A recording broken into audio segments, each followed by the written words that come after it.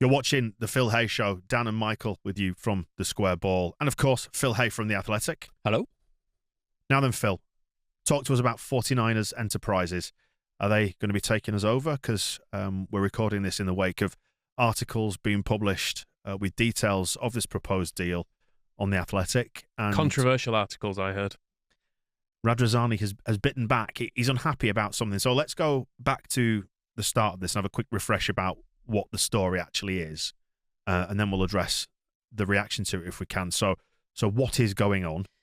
Well, I don't think it'll have come as a massive surprise to people to hear that the 49ers are interested in buying Leeds out in full. I mean, we spoke after the last share increase, which was about a month ago now, where they went up to 44%. I was saying that the expectation is that they'll carry on with that. They'll go beyond 50%. They'll become majority shareholder. But obviously, without any clear indication of timescale or what the grand plan would be. This story on Sunday was a story done predominantly by David Ornstein, one of our reporters, and also Matt Slater, who does a lot of coverage of takeovers and the financial side of football. And the story essentially is that the 49ers have an option to buy Leeds outright, which runs until January 2024, and would cost them in excess of £400 million. That would be pro rata. So obviously they already own 44% of the club. It wouldn't be £400 million plus for the remainder of the club, but it would be a substantial amount of money.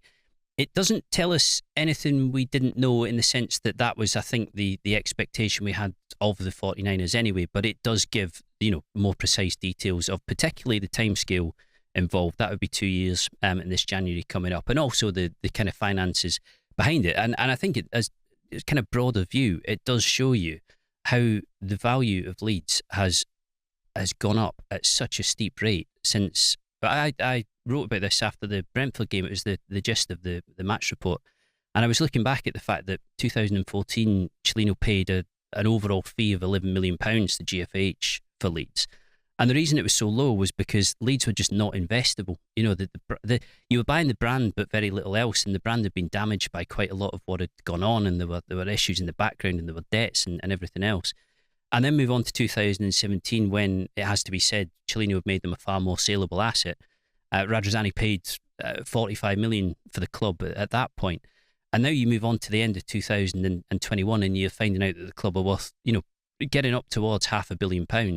And it gives you some idea of the transformation that they've gone through in the last 2 or 3 years. So if he's going to walk away with a profit 10 times of what he put in, and let's not pretend that there's not investment along the way as well, but just in terms of pure share value, he's multiplying it by 10. So why was he unhappy about this coming to light, do you think? Well, I think, first of all, the fact that the details are out there is not going to please anybody, particularly. They are confidential details between two parties in this sort of agreement, but that doesn't mean that journalists won't write about them. I think what he was arguing about, and I have to say, I do see to a degree where he's coming from with this, is that the tone of what we were writing and the way we are seeing this is very much, this is now, the 49ers takeover coming down the track. And I think that's how a lot of us feel. But he was making the point that, that's not to say that he's looking for a quick exit. That's not necessarily to say that he's looking for an exit at all. There is also a clause, and we did write about this, but there's a clause in the contract which says that if Radrizzani or his Acer group buy another club, while they still retain control of Leeds. And you'll know that over the years, Radrizzani has spoken about building a kind of network of clubs, Leeds with other feeder clubs or clubs elsewhere in Europe, Belgium, Portugal, Italy, wherever else. If that happens, then the deal can be voided. So there is still, the scope for this to change. And he also made the point that, 2024 is 2 years down the line. So, what could happen in that period? And I still think from what he was saying on Twitter, he still seems to see this as very much a partnership between the two of them, and a partnership going forward. And as I say, I can't say for certain when this will happen, or when the 49ers will do it. But it seems to me significant that the fact that is in agreement means that it's a very high chance that it will happen. You still feel it's inevitable? Well, it feels it. I mean, without sort of going into whether they're going to buy 100% or whether Radrizzani might retain 10%. If you speak to people in the industry, they'll say that when you have a 10% share of a club, you can almost own that. If you have enough money to buy that, you can almost own it in a sort of fun way. There isn't that much risk. You don't have to fund the club to any great degree. It's there in the background, but the pressure on you when it comes to kind of operating the club and making the club do well isn't substantial. Once you start to climb up to 37, 44, your commitments are much bigger and the risk becomes much bigger. And it's only natural that people involved in it start to think, if I'm at that level of investment anyway, why don't I buy the club, own the club, or the company? It doesn't have to be a football club, but if in that situation in a company, why don't I buy this, own it, and run it in my own way? And I wouldn't say that anybody at Elland Road was given the impression when the 49ers went up to 44% that it wasn't going to carry on and it wasn't going to continue. I think all this does, and all David and Matt's story shows you, is that actually it is there in writing, and there is a date where they could do it by, and there is an option. On the issue of the club, of him buying other clubs and that kind of voiding this deal, what's the thinking behind that? Because it feels odd that he could buy a Spanish second division team for a few £1 million, and that would then invalidate a massive deal for Leeds United, which is, it feels like it's something very small could change the whole structure of the ownership of Leeds, which just seems an odd way of doing things. Well, if there was an attempt to create a stable of clubs, it would suggest, or it would certainly point to, longer term commitment, wouldn't it? I mean, my feeling with Radrizzani has always been that if and when he goes from Leeds, if he went back into football, he would probably do it in Italy. It would make sense. I mean, there are very good clubs to pick up in Belgium and Portugal, other places like that.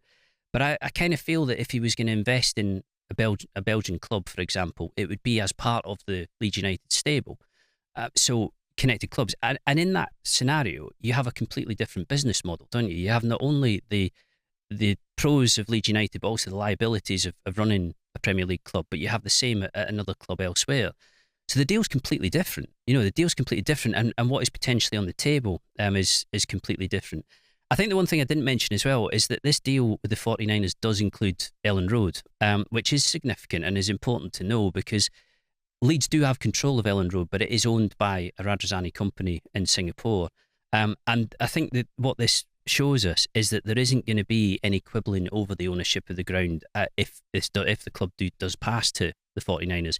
You're not going to have a scenario where a third party owns it and there's any politics or quibbling over rent. The whole thing would shift, and that is significant because from 2004 onwards, right to the point where Radrizzani bought Elland Road back in 2017, it was a massive complication, and it was a proper albatross around the club's neck. One of the objections that Radrizzani seemed to raise in the tweets when he responded, it was to you and Matt Slater, weren't you? You were both included in the tweets, was that it hadn't been looked at from both points of view. Is that an ego thing or a business thing? Where's that coming from? Well, as I said previously, I think his feeling was that the way it was being perceived was that, right, the 49ers are moving in now and they're going to get this done. And I can understand if he's still, because he's always said that he doesn't want to go until Leeds are in Europe, and that clearly isn't going to happen next season. As in, Leeds aren't going to be playing in Europe next season. If it is going to happen, FA Cup win, Phil. Well, there is that possibility. Yeah, do you know that was deeply negative of me. I'm very sorry, but in terms of league position, it's not going to be until 23-24 at the earliest. So I think that was kind of the view, was that it was looking at what the 49ers' intentions might be, but not necessarily thinking that Radrizzani himself might have intentions still with the club, which I think he does. It's just that I think most of us feel that it does seem to be moving stateside. If Asa did have the means to fund the team, the development of the stadium, which has been brought to our attention now, would they be involving the 49ers? Because logic, when you apply logic to this, you look at it, you would think that the 49ers have been brought in to be able to accelerate that side of things. And it's even been spoken about, particularly given that they have rebuilt their own stadium in Santa Clara. Well, definitely. I mean, the strange thing about this story is that it seems to me to be a big feather in Radrizzani's cap, in the sense that you've gone from having a club that were £45 million to buy in 2017 to a club who are now at proper Premier League price. And actually, the value of them on paper in that contract is higher than what was paid for Newcastle by the Saudis. I think it will go beyond that. I don't think it's... I mean, there's no doubt at all that the 49ers were brought in to assist with this and to help with the project. There's no doubt that the 49ers would be able to bring finance, you would think. But it's it's one of those scenarios where in the Premier League, you cannot pretend that you don't need massive money to compete with it at the top end. And not everybody has massive money, limitless amounts of cash. You're now talking about oligarchs down at Chelsea. You're talking about state-controlled clubs, Manchester City. And I know there's this argument at Newcastle that it isn't the Saudi state that owns it, it's PIF. But, there's a lot of argument about who actually has the influence.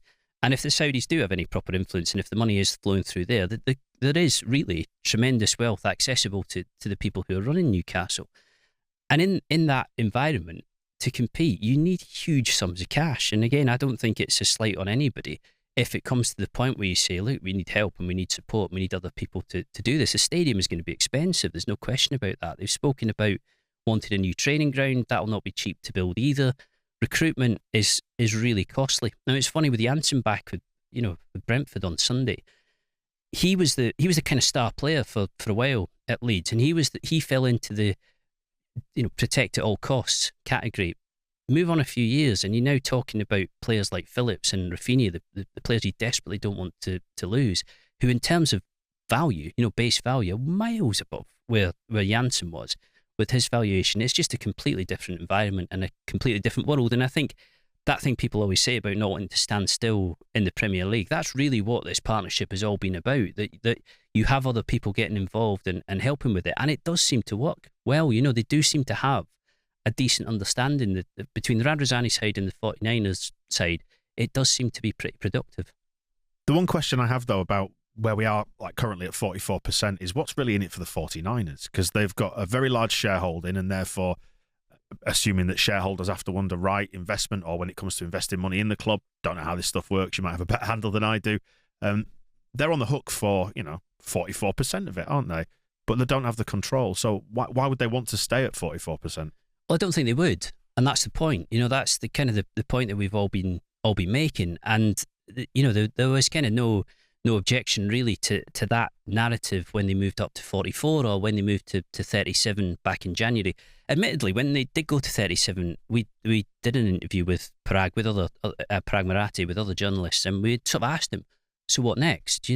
Are you going to move towards outright ownership? And Maratti never answers those questions. He never says yes or no. He prefers to say... He's very shrewd, isn't he? Yeah. Well, I mean, as you'd kind of expect, really, he just says, we'll see where we go and see how it happens. But what this contract shows you is that agreement is there if people want to do it. It is potentially on the cards.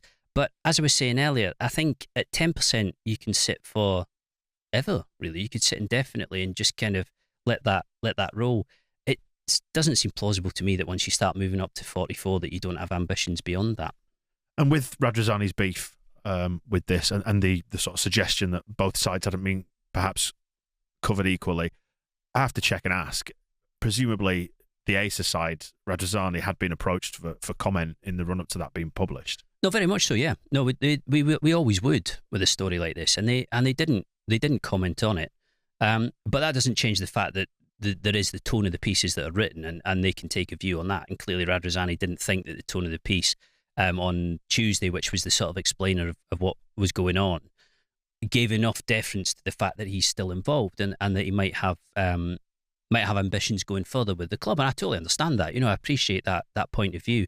But I think it still comes back to the fact that it's a valid point of discussion about where this is going, because it is going to be a huge thing for the club. And, at some point further down the line, I do think we'll see more movement.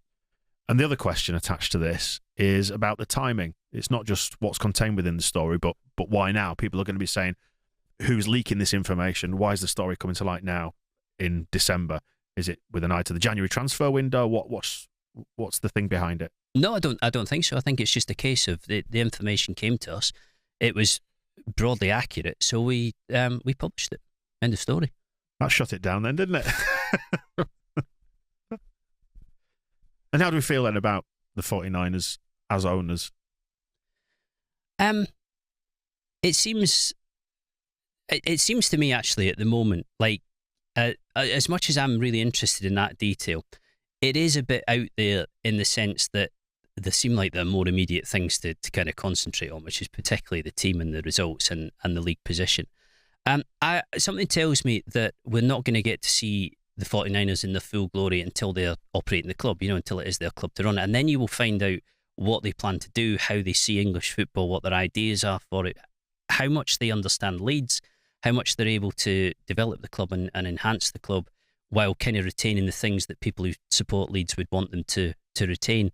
It's kind of difficult to know at the moment. The one thing I think we can all say is that this has been the best period of ownership that Leeds have had since, well, I mean, it would be hard to even say 2000 onwards, because even at that point with Ridsdale was starting to do things with transfer fees and amortising them and wages building up that were clearly going to cause a problem further down the line. This feels like almost the best period of ownership since the Leslie Silver days, when it was all kind of, orderly and in place.